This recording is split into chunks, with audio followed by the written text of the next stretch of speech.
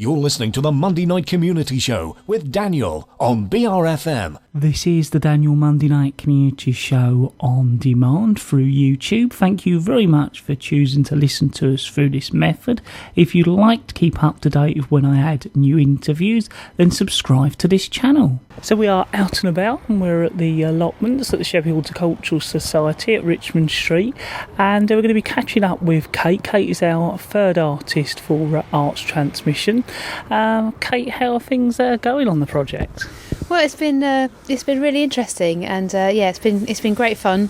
We've been pretty lucky with the weather, and we've just I've met some really interesting folk here on the allotments, and it's been a kind of, I suppose, a little bit like following my nose in some ways, chatting to people, and one sort of conversation leads to something else, and also just realising the sort of depth and quality of sound on both sides, really, and just starting to get a real strong feeling for that. So it's been going really well, actually. Yeah. So are there any sounds that you've come across you weren't expecting, or people have recommended you to sounds that you might not have ever have thought of getting yourself? Yeah, I think so. I think people do say similar things when you ask them about the sounds they hear, like they talk about the birds, but then they'll talk about the birds in very different ways. And also, I think one of the first weeks I came, somebody talked to me about rotivators, and I hadn't really been aware that people really used rotivators on allotments, and she sort of talked about the different pitches of the rotivators. I think I might have talked about this when I came last time and you interviewed me, but things like that people have said that I wouldn't have thought about, really. And actually those sounds are always in the background, lawnmowers, rotivators, and they're in the distance. They're sometimes in the distance, they're sometimes close up to you, but even though they're mechanised sounds, they're not unpleasant. They're just part of the backdrop. And then there are surprising things, like quite a few people have mentioned the sound of the frogs in the canal that you can hear, and actually I haven't heard that sound yet, and it's quite seasonal. It has to be hot weather and probably a bit more in the summer than it is now, but I'm kind of intrigued by that sound, because I've never really heard in this country, I haven't really heard frogs sort of chirruping away at that volume.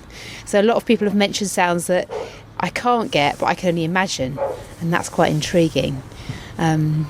So, and even just this morning we've been talking about the sound that rhubarb makes as it grows, the sort of creaking of rhubarb. So there's all sorts of things, some of them obvious, like birdsong, and some of them much less obvious that people talked about. Yeah. So are you beginning to put the programmes together, or are you still in the process really of just capturing as many sounds and as many people as you can get? To be honest, at the moment, I suppose I did expect that by now we would have been starting to put things together, but I think today, I think, is the last day where I'm going to be just gathering stuff, because I've actually now got an awful lot of material to listen to, and it's going to take me quite a long time to listen back to it. But that's good, I think. I think it's important to generate a quantity of material. But now I think now that's the next step for me, is to start listening, to start sort of structuring what these short programmes will be.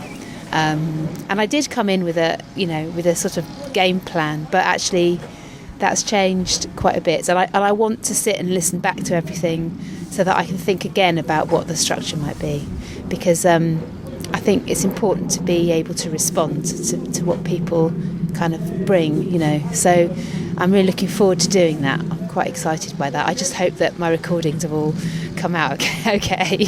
That's always the worry, even myself. But I think it is nice when a project can progress, and if you're sort of meeting people and capture sounds and it's progressing, that's a nice thing, I think. I think so. And actually, one thing I've really realised is that keeping things clear and simple is in some ways the best policy, and actually in asking people quite a simple question like what sounds do you hear when you're on your allotment, what do you like hearing, what are you aware of, there's quite a lot that just comes out of just that simple question, and when I was planning the project I didn't realise that would be the case. So so I guess it's important to, as I said, respond to people, and sometimes things don't have to be quite as complicated as you imagine.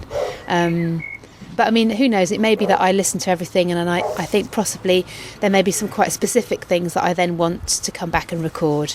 So I expect that I will be back, but I feel like I've got a really good base of stuff to work with now. Well, Kate, thank you very much for giving us a little bit of an update, and especially down on the allotments here on the Isle of Sheppey. Thanks very much, Daniel.